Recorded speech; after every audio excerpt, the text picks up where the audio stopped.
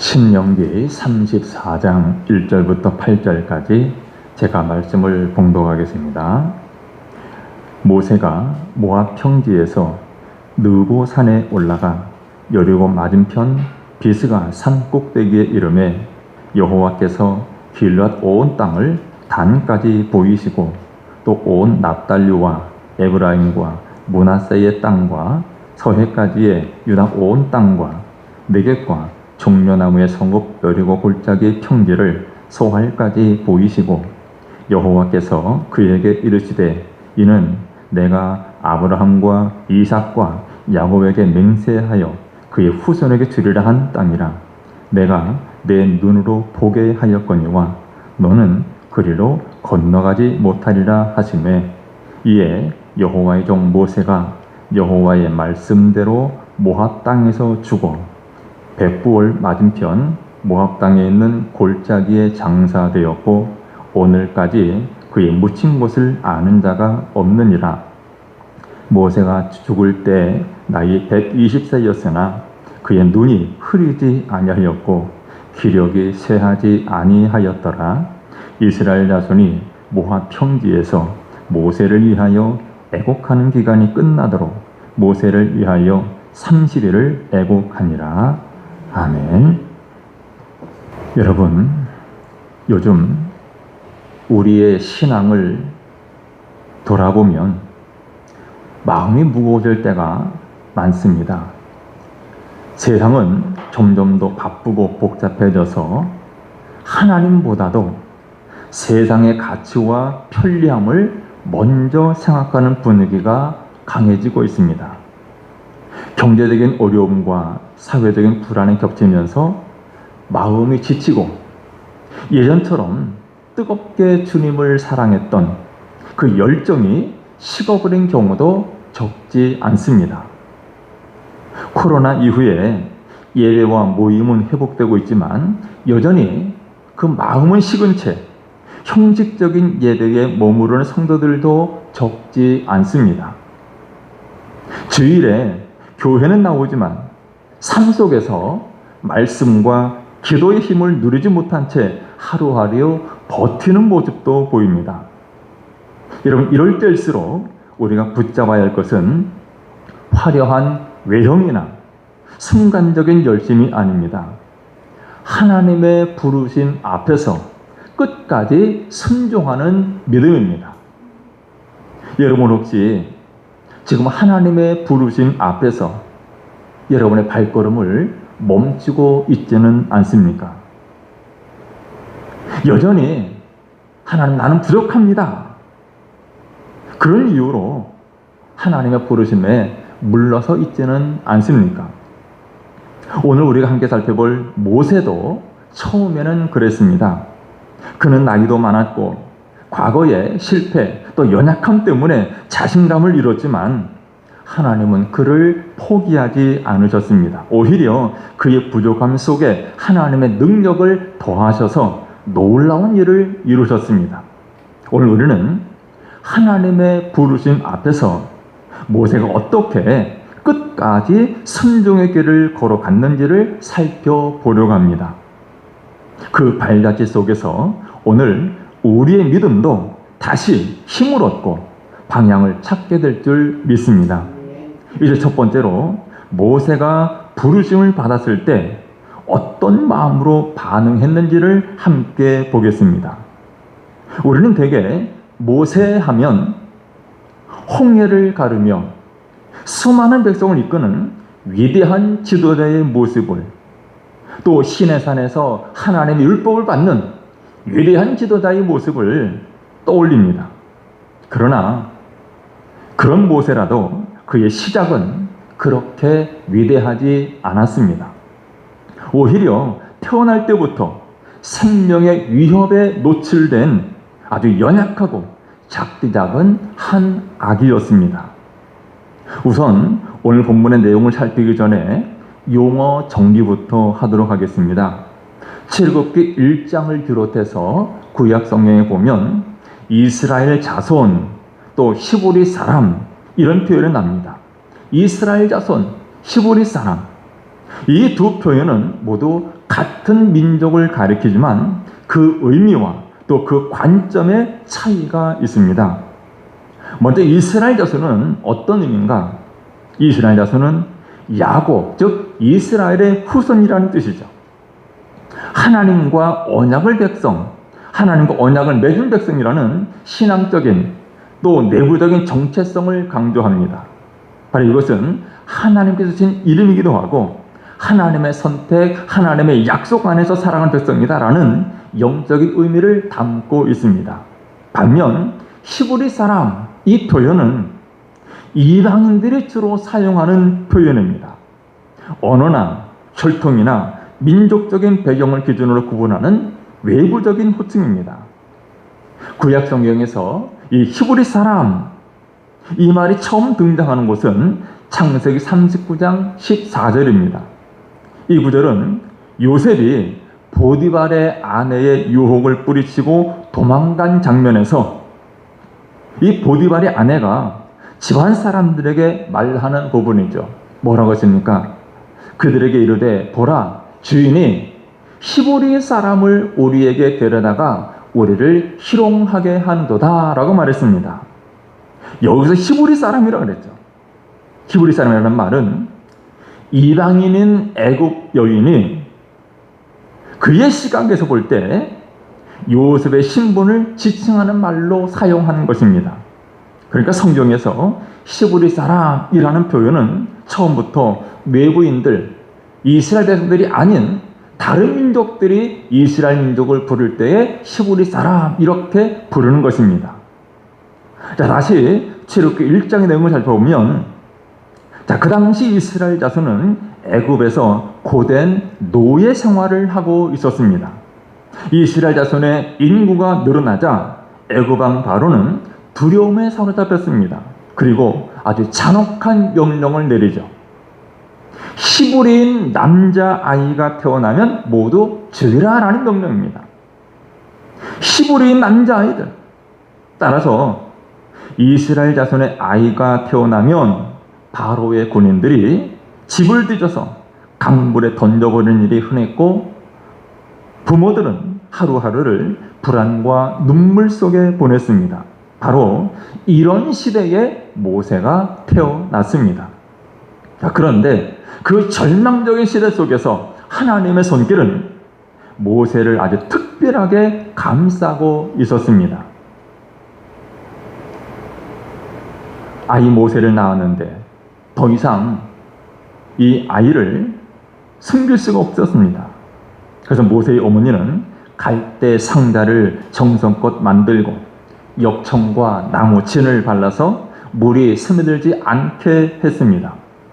그리고 그 사랑하는 어린 아들, 그 어린 아기를 그 상자에 눕혀 나일 강가 갈대 사이에 조용히 띄워 보냈습니다. 마침 바로의 딸이 공주가 시녀들과 함께 목욕하러 나일 강가로 내려왔습니다. 그리고 그 공주의 시선이 무언가에 멈췄습니다. 갈대 사이로 작은 상자가 물결을 흔들리며 떠내려오고 있었던 것입니다. 공주는 시녀를 보내서 그 상자를 가져오게 했고 조심스럽게 뚜껑을 열었습니다. 그 순간 울음소리가 고요한 강가를 울렸습니다. 그 울음은 단순한 아기의 울음이 아니라 그야말로 생명을 향한 절박한 외침처럼 들려졌습니다. 바로의 딸은 그 아기가 죽어 마땅한 히브리인임을 단번에 알아보았지만 이상하게도 그 마음 깊은 곳에서 모성애가 솟구쳤습니다. 그리고 주저하지 않고 결심합니다. 이 아이를 내 아들로 삼겠다. 이 아이를 내 아들로 삼겠다. 여러분, 사람의 눈에는 그저 우연히 일어난 기막힌 사건처럼 보였을지 모릅니다. 그러나 이 모든 순간은 하나님의 세밀한 손길이 엮어낸 완벽한 장면이었습니다. 그 나일강의 물결이나 갈대 사이의 상자나 바로의 딸의 심장을 두드린 그 아기의 울음까지 모두가 하나님의 시간표 속에 있었습니다. 그 결과 죽음의 위기 속에서 태어난 모세는 역설적으로 애굽 왕궁이라는 세상에서 가장 안전하고 풍요로운 곳에서 자라게 된 것입니다. 모세가 40살이 되었을 때 그는 왕궁에서 호화롭게 자랐지만 마음 한구석에는 여전히 자기 민족에 대한 애틋함이 남아 있었습니다.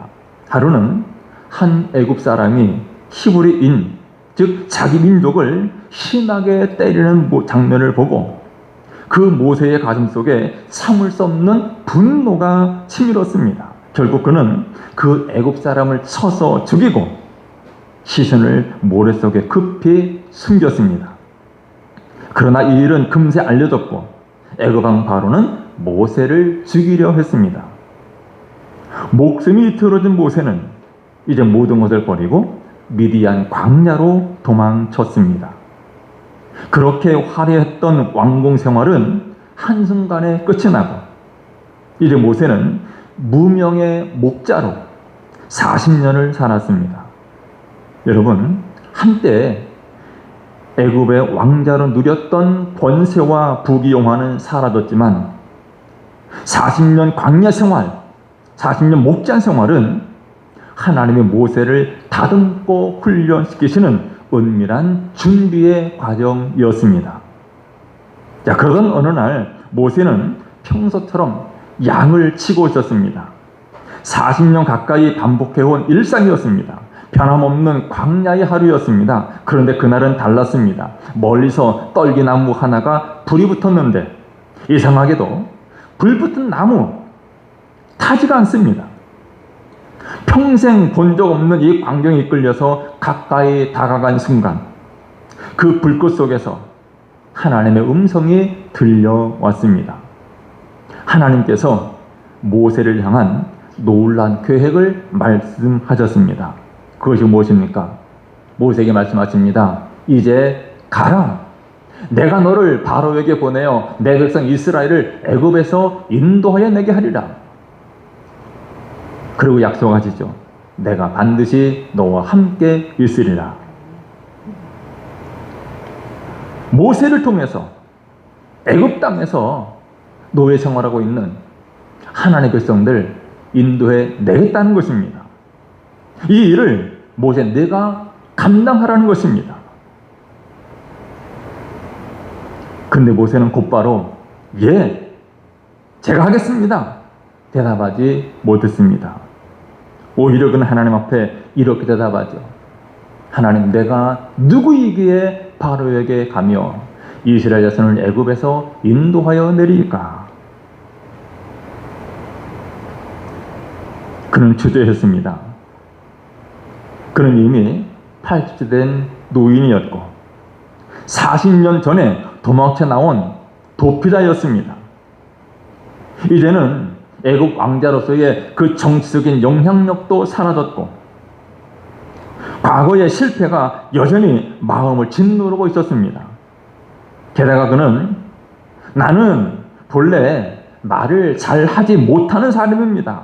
그러면서 자신의 부족함을 이유로 들었습니다. 하나님의 부르심이 그에게 감당할 수 없는 무거운 짐처럼 느껴졌던 것입니다. 그러나 하나님은 모세의 이런 연약함과 부족함을 이미 다 알고 계셨습니다. 여러분, 하나님께서 모세를 부르신 것은 그가 남보다 뛰어나서가 아니라 오히려 그의 그런 연약함, 그의 모자람, 그의 한계를 통해서 하나님의 능력을 드러내시기 위함이었습니다. 그래서 하나님 모세에게 말 잘하는 네 형 아론이 너와 함께 할 것이다. 그러면서 그의 부족함을 채울 방법을 미리 또 준비해 두셨습니다. 뿐만 아니라 하나님은 내가 가야 할 길, 내가 전해야 할 말을 친히 알려주겠다라고도 약속하십니다.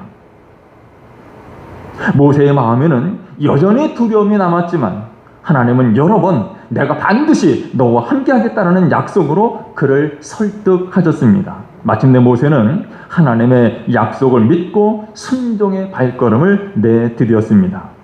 여러분, 우리 하나님은 하나님의 일꾼들을 찾으실 때 완벽한 사람을 찾지 않으십니다.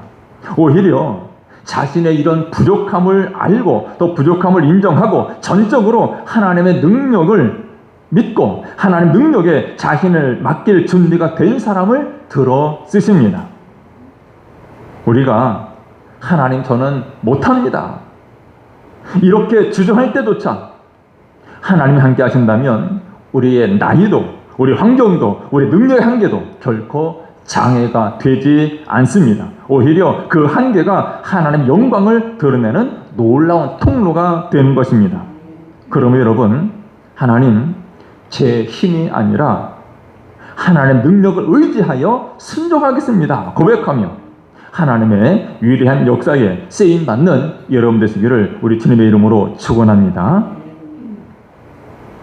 이처럼 모세는 처음에는 하나님의 부르심 앞에서 여러 이유를 대며 뒤로 물러섰지만 결국 믿음으로 순종의 발걸음을 내디뎠습니다. 그리고 그때부터 그의 인생은 완전히 달라졌습니다. 하나님의 부르심을 받은 모세가 애굽 왕 바로 앞에 섰을 때 그는 이미 80세가 된 노인이었습니다. 젊은 날의 패기나 세상적인 권력은 오래전에 사라졌지만 하나님께서는 그의 나이나 그의 환경을 문제 삼지 않으셨습니다. 오히려 그를 통해서 애굽 전역에 10가지의 재앙을 내리셨고 마침내 수백 년 동안 노예 생활에 묶여있던 이스라엘 백성들을 해방시켜 내셨습니다.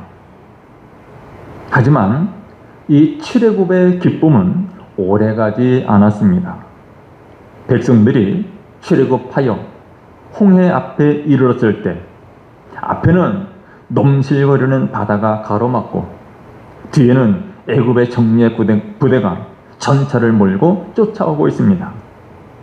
사방이 막힌 절체절명의 순간에 백성들은 두려움에 사로잡혔습니다. 원망과 불평을 쏟아냈습니다. 하지만 모세는 흔들리지 아니하고 백성들 앞에 서서 담대하게 선포했습니다. 뭐라고 합니까? 너희는 두려워하지 말고 가만히 서서 여호와께서 오늘 너희를 위하여 행하시는 구원을 보라 그랬어요. 두려워하지 말아라. 하나님이 어떤 일을 벌리실지, 하나님 어떻게 구원하시는지 너희 두 눈으로 똑똑히 보라 그랬어요. 그럴 때 하나님께서 놀라운 일을 행하셨습니다.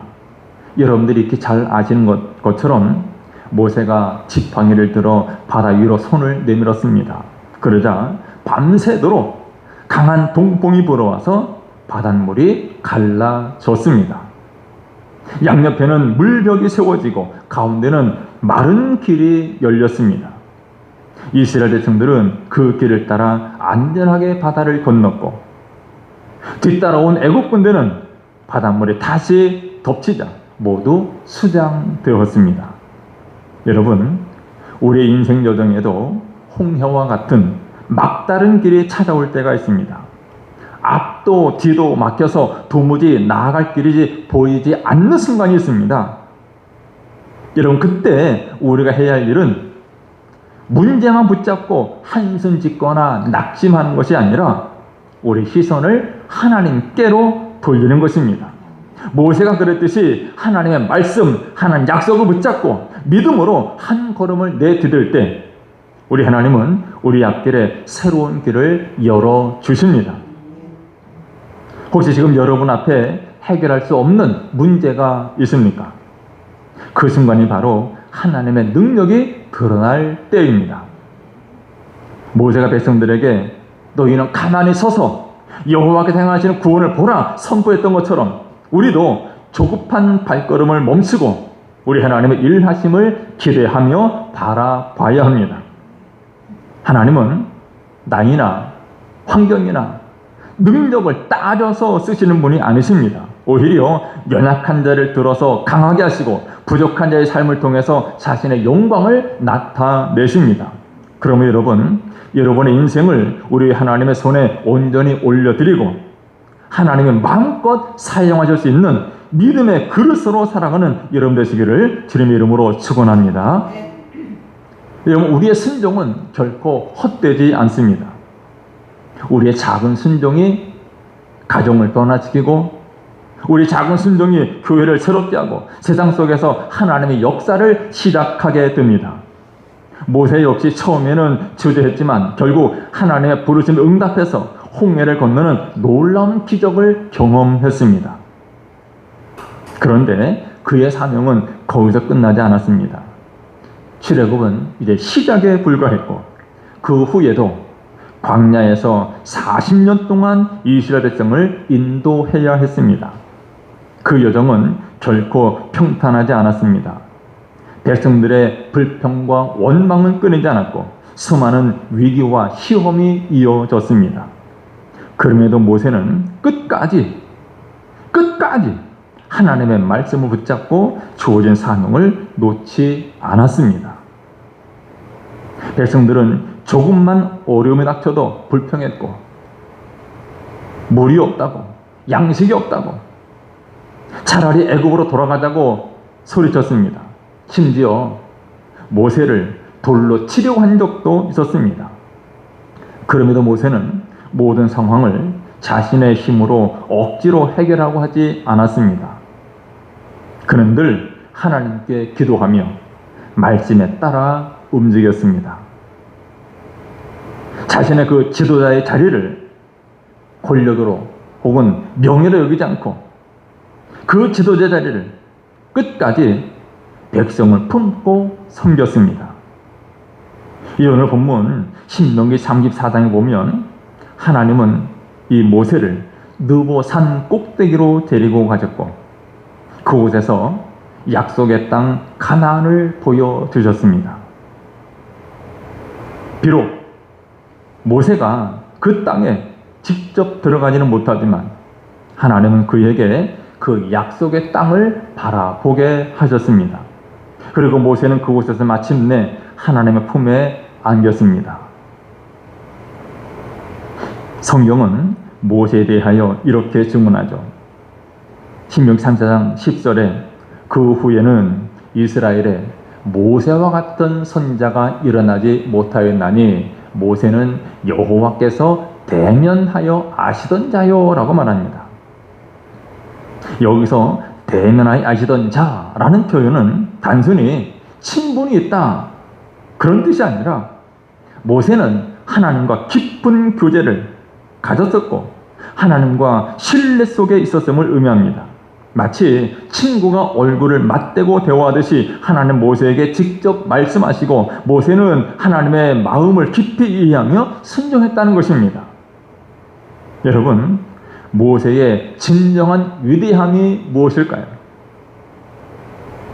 모세의 진정한 위대함은 홍해를 가른 기적이나 혹은 시내산에서 율법을 받은 역사적인 사건 때문이 아닙니다. 모세의 진정한 위대함은 비록 그의 사명의 길이 험하고 백성들의 원망이 끊임없어도 끝까지 하나님의 말씀 붙잡고 순종한데 그의 위대함이 있습니다. 여러분, 그의 순종은 일시적인 것이 아니라 평생 이어진 걸음이었고 매일의 선택이었습니다.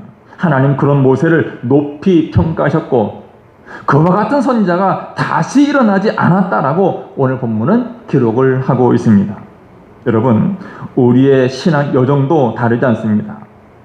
우리가 은혜 받고 뜨겁게 결단하는 것도 귀하지만 그 결단을 날마다 지켜내는 것, 날마다 살아내는 것이 더 중요합니다.